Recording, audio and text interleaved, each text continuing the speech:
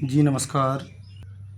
मैं श्याम सर आज class 10th का तीसरा चैप्टर जिसका नाम है दो चर वाला रैखिक समीकरण, इसका ऑब्जेक्टिव का सॉल्यूशन करेंगे। और ये टारगेट बुक का ऑब्जेक्टिव है और इसमें जितना भी महत्वपूर्ण ऑब्जेक्टिव है बस सबको जो है हल करने का प्रयास करेंगे। लेकिन इस प्रश्न को हल करने से पहले इसका जो बेसिक है, यानी कि दो चर वाला रैखिक समीकरण का जो बेसिक चीज़ है, इसमें जो बेसिक फार्मूला होता है, पहले उसको जानने का प्रयास करेंगे। क्योंकि अगर आप बेसिक फार्मूला नहीं जानते हैं या इस चैप्टर का बेसिक आप नहीं जानते हैं तो इसको जो है 1 मिनट के अंदर जो है इस ऑब्जेक्टिव को कैसे हल करना है यह आपसे नहीं हो पाएगा। तो सबसे पहले जो है इसका हम लोग बेसिक जानते हैं, इसके बाद जो फिर इसका फार्मूला जानेंगे, तब इसको जो है कैसे सॉल्यूशन किया जाता है, मतलब कुछ ही सेकंडों में उसको जो है मतलब कि बनाने का प्रयास करेंगे। तो सबसे पहले आप चलिए देखते हैं कि दो चर वाला रैखिक समीकरण किसे कहा जाता है, या इसको पहचानिएगा कैसे कि दो चर वाला रैखिक समीकरण है। तो दो चर वाला रैखिक समीकरण का अर्थ होता है कि जिसमें चर संख्या दो हो, जिसमें चर संख्या दो हो और समीकरण का भी संख्या कितना हो, दो हो। अगर चर संख्या दो हो और समीकरण का संख्या दो हो उसे दो चर वाला रैखिक समीकरण कहा जाता है। तो जानिए, पहले हम सबसे पहले यह जानेंगे कि चर संख्या किसे कहा जाता है। तो चर संख्या अंग्रेजी का वह सभी अक्षर, अंग्रेजी का सभी अक्षर, चर संख्या हम उसे कहते हैं जो अंग्रेजी का सभी अक्षर होता है। जैसे कि ए है, बी है, सी है, डी है,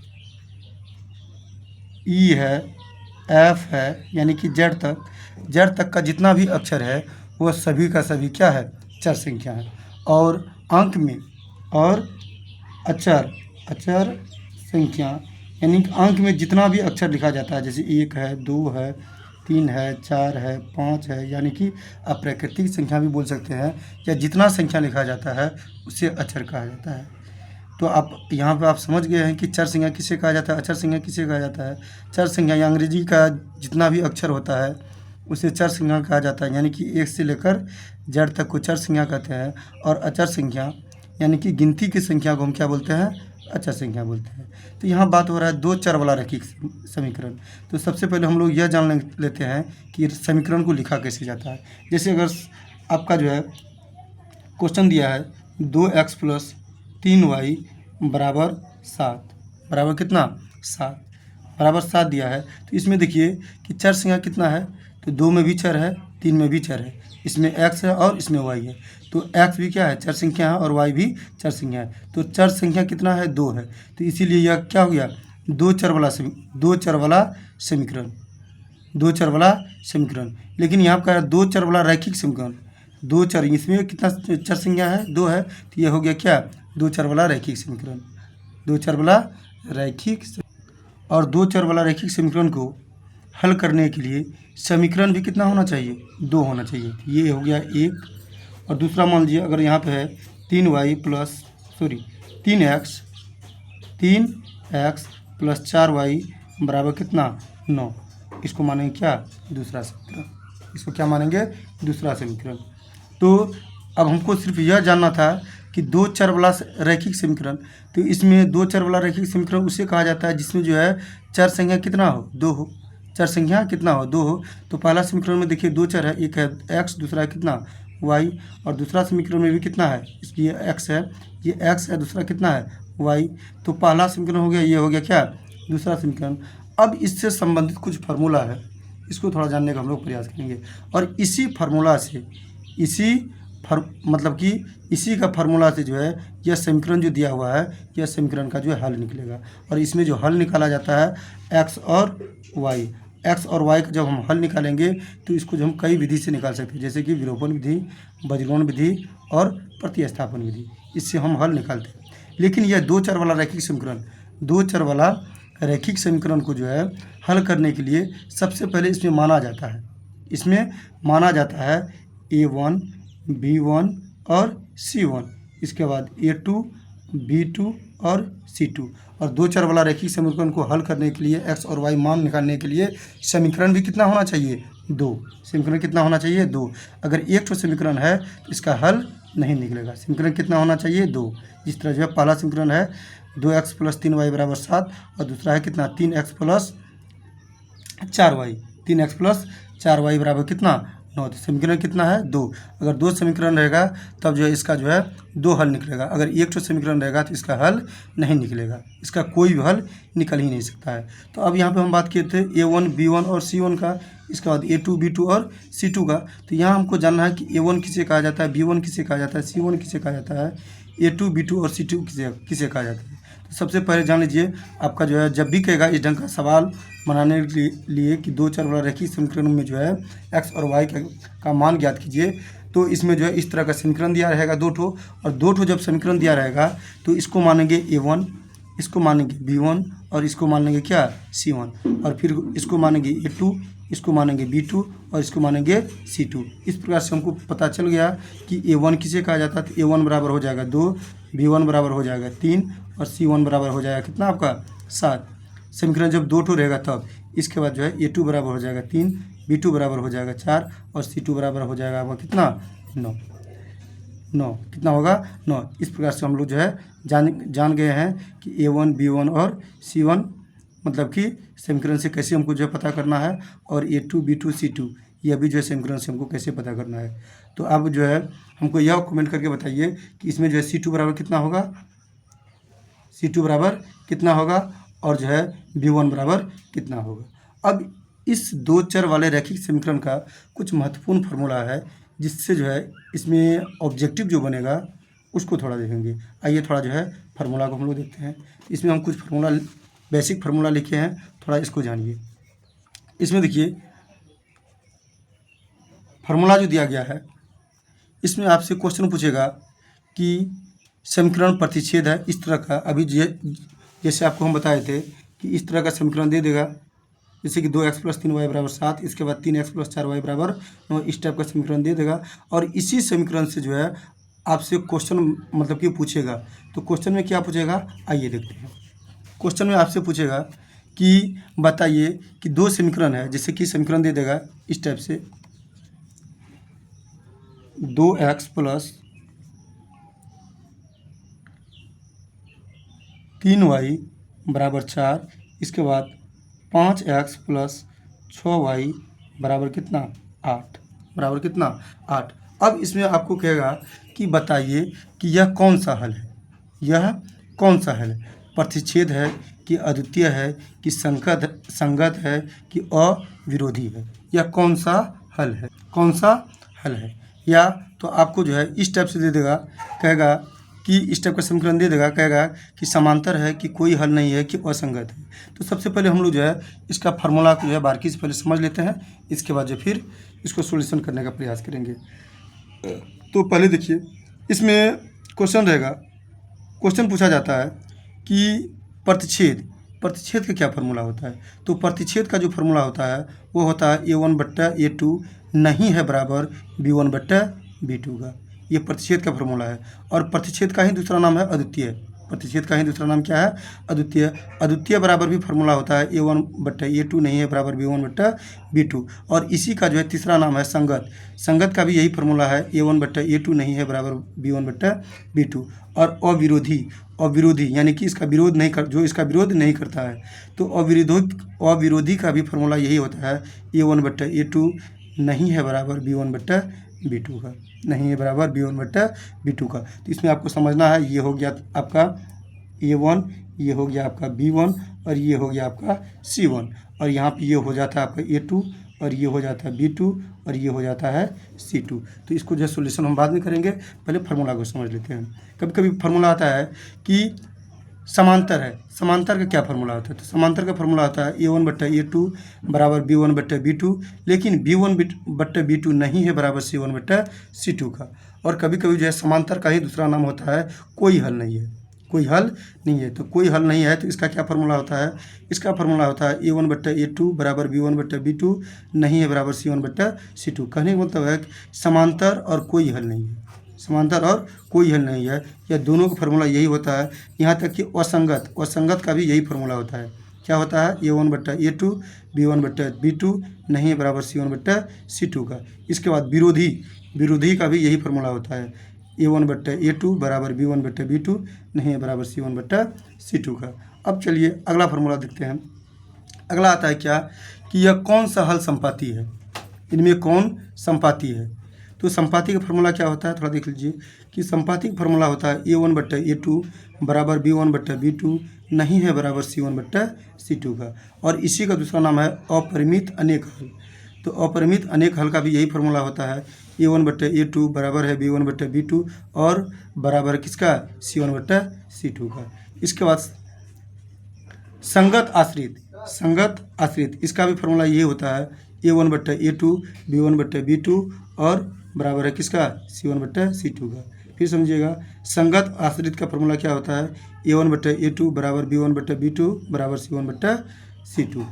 अब चलिए कुछ दो चर वाले रैखिक समीकरण का जो है व्यापक रूप, दो चर वाले रैखिक समीकरण का व्यापक रूप। इससे पहले हम दूसरा चैप्टर में जो है पढ़े हैं बहुपद, जिस तरह बहुपद का व्यापक रूप होता है ax² + bx + c बराबर 0 उसी तरह जो है दो चर वाले रैखिक समीकरण का भी व्यापक रूप होता है। और हम पहले ही बता चुके हैं कि दो चर वाले रैखिक समीकरण में जो है समीकरण का संख्या कितना होगा? 2 होगा। कितना होगा? 2 होगा। तो पहला समीकरण को लिखा जाता है a1x + b1y + c1 बराबर 0 और दूसरा समीकरण को लिखा जाता है a2x + b2y + c2 बराबर 0। जैसे अभी हम जस्ट बताए थे यहाँ पर कि दो समीकरण था 2x + 3y बराबर 4, इसके बाद 5x + 6y बराबर कितना? 8, जिसमें जो है पहला समीकरण को a1 b1 c1 से सूचित किया गया है और दूसरा समीकरण को a2 b2 और c2 से सूचित किया गया है।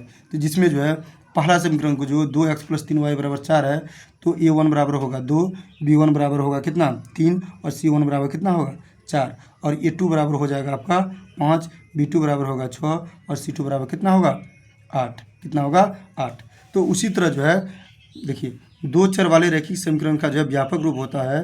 पूछा जाता है कि इनमें से जो है कौन दो चर वाले रैखिक समीकरण का जो है व्यापक रूप है। तो दो चर वाले रैखिक समीकरण का जो व्यापक रूप है वो है a1x + b1y + c1 बराबर 0। इसके बाद a2x + b2y + c2 बराबर कितना? 0। अब इसमें जो कुछ मतलब कि संक्षिप्त में भी फार्मूला दिया गया है जो कि जानना बहुत ज़रूरी है, बहुत ही ज़रूरी है। इसमें होता है संगत। क्या? संगत। और संगत का ही जो है दूसरा नाम क्या है? अद्वितीय। क्या नाम है? अद्वितीय। और इसी को जो बोला जाता है प्रतिच्छेद भी, और इसी को बोला जाता है अविरोधी भी। जस्ट अभी हम पहले बताए थे यहाँ पर कि संगत का ही दूसरा नाम क्या है? प्रतिच्छेद, अद्वितीय और अविरोधी। इसके बाद जो है समांतर का ही दूसरा नाम क्या है? कोई हल नहीं है, और संगत और विरोधी। इसके बाद संपाती का भी जो है दूसरा नाम है क्या? अपरिमित अनेक हल और संगत आश्रित और अनगिनत हल। और जिसमें जो है पहला का फार्मूला यानी कि प्रतिच्छेद, अद्वितीय और संगत और विरोधी का फार्मूला होता है a1a2 बराबर b1 नहीं है बराबर b1 b2 का। और इसका फार्मूला ये होता है, इसका फार्मूला ये होता है। तो और इसका जो ये व्यापक रूप है, क्या है? व्यापक रूप। पूछा जाता है कि दो चर वाले रैखिक समीकरण का जो है व्यापक रूप क्या होता है। तो आपको बताना है a1x + b1y + c1 बराबर 0, a2x + b2y + c2 बराबर 0। और इसमें जो है संगत बराबर क्या फार्मूला होता है? a1a2 नहीं है बराबर b1 b2 का। और असंगत का a1a2 बराबर b1 b2 और b1 b2 नहीं है बराबर c1 c2 का। इसके बाद आश्रित युग्म का फार्मूला क्या होता है? a1a2 बराबर b1 b2 और बराबर किसका? c1 c2। और आश्रित युग्म को ही बोला जाता है क्या? संपाती। इसको याद रखिए, क्या बोला जाता है? संपाती। और इस दो चर वाले रैखिक समीकरण को जो है दो चर वाले रैखिक समीकरण को हल करने का जो है कुछ विधि बताया गया है, जिसमें जो है पहला विधि है प्रतिस्थापन विधि। कौन विधि? प्रतिस्थापन विधि। और दूसरा है क्या? विलोपन विधि। दूसरा क्या है? विलोपन विधि। और तीसरा है आपका क्या? वज्रगुणन विधि। और वज्रगुणन विधि से जो है हल करने के लिए कुछ जो है प्रमुख फार्मूला है, उस फार्मूला को थोड़ा हम जानने का प्रयास करते हैं। तो प्रमुख फार्मूला क्या है?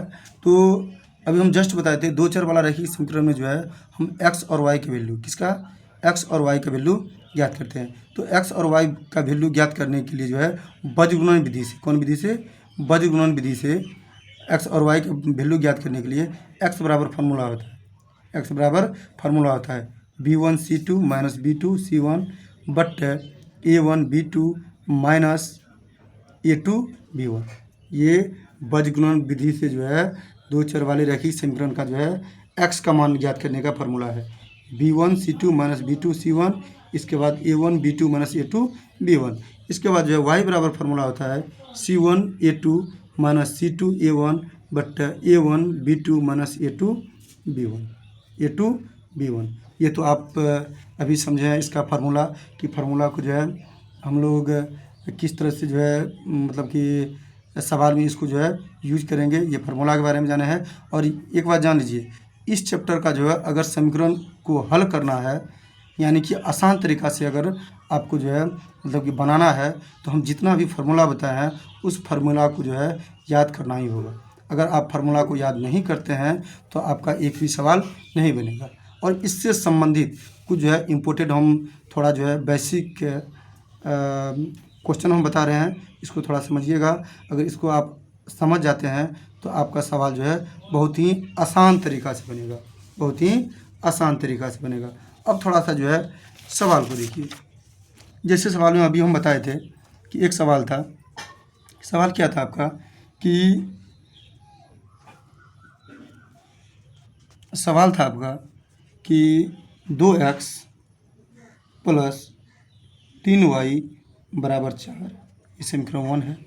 इसके बाद 5x प्लस 6y बराबर क्या 8, बराबर 8, ये समीकरण 2 है। तो हमको इसमें यह ज्ञात करना है कि यह कौन हल है, यह कौन हल है, यह कौन हल है। हमको यह पता करना है कि यह हल जो है कौन है, यह कौन हल है, यानी कि प्रतिच्छेद है कि समांतर है कि संपाती है, कि यह हल है आखिर कौन, इस टाइप का सवाल आता है। तो इसको जो है बनाने से पहले सबसे पहले हमको जानना पड़ता है, अभी क्या बताएं कि इसमें यह कौन हल है, अद्वितीय है कि समांतर है कि संपाती है। इसके लिए सबसे पहले हमको A1 B1 और C1, A1 B1 C1, इसके बाद A2 B2, इसके बाद C2, इसको जानना बहुत ही ज़रूरी है। अगर ये आप जो है नहीं जानते हैं तो सवाल आपका नहीं बनेगा। सबसे पहले हम बेसिक रूप से बताते हैं और जब इसको आप समझ जाइएगा तो ये लिखना ज़रूरी नहीं है, तब आपको जो है अपने आप समझ में आ जाएगा।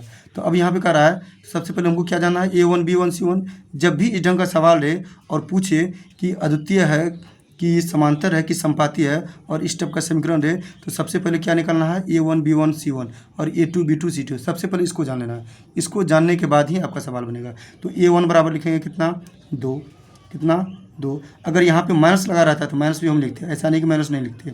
और B1 बराबर होगा आपका कितना 3 और C1 बराबर हो जाएगा आपका कितना 4, C1 बराबर क्या हो जाएगा 4। और A2 बराबर हो जाएगा आपका 5, A2 बराबर कितना हो जाएगा 5। और B2 बराबर होगा कितना आपका 6 और C2 बराबर कितना हो जाएगा आपका 8। अब हमको यह चेक करना कि यह हल कौन है, यह कौन हल है। तो सबसे पहले जो है इसको जो है संपातिक रूप में लिख लेंगे। किस रूप में, संपाति। इसके बाद जो है इसको चेक करते जाएंगे। तो संपाति का क्या फार्मूला होता है, A1 बट्टे A2 बराबर B1 बट्टे B2 बराबर C1 बट्टे C2। संपाति के रूप में इसलिए हम बोले हैं कि अगर यह प्रतिच्छेद होगा तो यह प्रतिच्छेद होगा तो यहीं पर यह बराबर नहीं होगा। अगर समांतर होगा तो दो ठो बराबर होगा लेकिन तीसरा बराबर नहीं होगा। और संपाति अगर रहेगा तो यह कोई बराबर नहीं होगा, कोई बराबर ही नहीं रहेगा। तो सबसे पहले हम लोग जान लेते हैं कि प्रतिच्छेद, प्रतिच्छेद, प्रतिच्छेद। तो प्रतिच्छेद का क्या फार्मूला होता है, प्रतिच्छेद का होता है A1 बट्टा A2 नहीं होगा बराबर किसका, B1 बट्टा B2 का। यानी कि A1 A2 जब बराबर B1 B2 का नहीं होगा तो इसका मतलब यह प्रतिच्छेद है। और समांतर का क्या होता है, समांतर का आपका होगा, समांतर का होगा कि A1 बट्टा A2 बराबर होगा B1 बट्टा B2 का, लेकिन ये B1 बट्टा B2 नहीं है, होगा बराबर C1 बट्टा C2 का। तब यह क्या होगा, समांतर होगा। जब जो है आपका जो है A1 बट्टा A2 बराबर हो जाएगा B1 बट्टा B2 का और B1 बट्टा B2 बराबर हो जाएगा आपका C1 बट्टा C2 का, तो इसका मतलब यह क्या है, संपाती है। क्या है, संपाती है, यानी कि अपरिमित अनेक हल है, यानी कि अनगिनत हल है। तो सबसे पहले हम लोग जो है इसको जो है बैठा कर देखते हैं। तो अब कह रहा है A1/A2, तो A1 बराबर आपका कितना है 2, तो यहाँ लिखेंगे कितना 2, कितना लिखेंगे 2, बट A2 बराबर कितना है आपका 5, तो यहाँ लिखेंगे 5। ठीक, पहले बराबर कर दीजिए यानी संपातीय में लिखिए, इसके बाद इसको जो है चेंज करते जाएंगे। B1 बराबर कितना है 3, तो यहाँ लिखेंगे कितना 3। इसके बाद B2 बराबर कितना है आपका, B2 बराबर आपका कितना है 6, तो यहाँ लिखिए कितना 6। इसके बाद फिर C1 आपका कितना है 4 और C2 कितना है आपका 8, C2 कितना है 8। अगर इसको हम सॉल्यूशन करते हैं तो हो जाता है, इसको जो हम सॉल्यूशन करते हैं देखिए 2/5 जो है बराबर नहीं है किसका 3/6 का, लेकिन ये है 3 कम 3, 3 दूनी 6, 4 कम 4, 4 दूनी 8। इस प्रकार से अगर देखा जाए तो 5/2 नहीं है बराबर किसका 1/2 का, और ये 1/2 बराबर है किसका फिर 1/2 का। कहने का मतलब है कि यह बराबर नहीं है किसका इसका, लेकिन यह बराबर है इसका। तो इसका मतलब ये है क्या है, कोई हल नहीं है इसका, जो कोई हल नहीं है, इसका कोई हल नहीं है। फिर इसका जो है अगला सवाल को देखते हैं थोड़ा प्रयास करके। इसका अगला सवाल देखिए, अगला सवाल में कह रहा है क्या कि 2x + 3y बराबर 5, इसके बाद 3x + 4y बराबर 7। यह कौन सा हल है, यह कौन सा हल है? तो क्या बताया, सबसे पहले हमको क्या लिखना है A1, B1 और C1, इसके बाद लिखना है A2, इसके बाद लिखना है B2, इसके बाद लिखना है क्या C2, क्या लिखना है C2। तो A1 बराबर आपका हो जाएगा कितना 2, B1 बराबर कितना हो जाएगा 3 और C1 बराबर कितना हो जाएगा 5 और A2 बराबर कितना होगा 3, B2 बराबर कितना होगा 4 और C2 बराबर 7। तो हमको चेक करना है कि यह कौन सा हल है, अद्वितीय हल है, यानी कि ये अद्वितीय है कि समांतर है, कि समपाती है, क्या है समपाती। ये कौन सा हल है, ये कौन सा हल है? तो हम लोग जानते हैं अद्वितीय क्या फार्मूला होता है, A1/A2 नहीं है बराबर B1/B2 का। समांतर का क्या होता है A1/A2 बराबर B1/B2 और B2 नहीं है बराबर किसका C1/C2 का। इसके बाद जो है संपाती का क्या होता है A1/A2 बराबर B1/B2 और बराबर C1/C2। संपाती में जो सभी क्या होता है बराबर होता है। तो यहाँ पर हमको देखना है कि यह कौन सा हल है। तो सबसे पहले A1/A2 लिखेंगे, इसके बाद B1/B2 लिख लेंगे, इसके बाद जो है C1/C2 लिखेंगे। पहले हम संपाती रूप में लिखेंगे। संपाती रूप में इसलिए लिखे हैं कि इसको जो है अद्वितीय समांतर तब संपाती में जाएंगे। तो सबसे पहले अद्वितीय को चेक करेंगे। तो A1/A2, A1 बराबर कितना है आपका 2, A2 बराबर कितना है आपका 3, इसके बाद जो है B1 कितना है आपका 3 और B2 कितना है 4, इसके बाद जो है C1 कितना है 5 और C2 कितना है 7। तो यहाँ देखिए, यहाँ हमको देखना है कि यह कौन सा हल है। तो पहले देख लीजिए कि 2/3 यानी कि 2/3 नहीं है बराबर किसका 3/4 का, नहीं बराबर 3/4 का, और 3/4 भी नहीं है बराबर किसका 5/7 का। तो जब A1 A2 नहीं है बराबर B1 B2 का, तो यह कौन सा हल होगा अद्वितीय हल होगा। कौन सा हल होगा अद्वितीय, यानी कि प्रतिच्छेद होगा। क्या होगा प्रतिच्छेद होगा। तो इस तरह से देखा जाए कि ये समीकरण जो दिया गया था 2x + 3y बराबर 5 और 3x + 4y बराबर कितना 7, कितना 7। तो यह कौन सा हल है अद्वितीय हल है। कौन सा हल है अद्वितीय हल है। और भी कुछ हम सवाल को देखते हैं, जैसे कि अब इसी में कह देगा आपका, इसी में आपको कहेगा